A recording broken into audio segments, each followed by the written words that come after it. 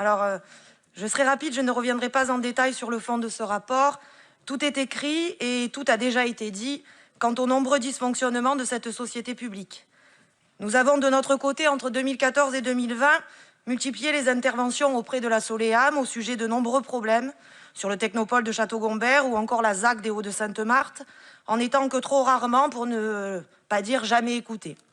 Je ne voudrais cependant pas que toute l'image de cette société soit écornée par ce rapport. La Soleam est composée en grande majorité de salariés compétents et dévoués, dont le travail ne souffre d'aucun reproche, et qui se retrouvent en quelque sorte les victimes collatérales des errements et des mauvaises décisions de sa présidence d'une part, et de ses donneurs d'ordre, villes et métropoles, d'autre part. Nous avons à ce sujet été surpris de constater que l'ancien président de la Soleam, dont l'action est unanimement critiquée, soit recasé auprès de la nouvelle majorité de la mairie du 7e secteur. Nous comprenons mieux désormais pourquoi cela fonctionne aussi mal dans ce secteur depuis juillet dernier. Pour conclure, monsieur le maire, ce rapport met en avant un bilan catastrophique, tant dans la réalité des réalisations que dans sa gouvernance.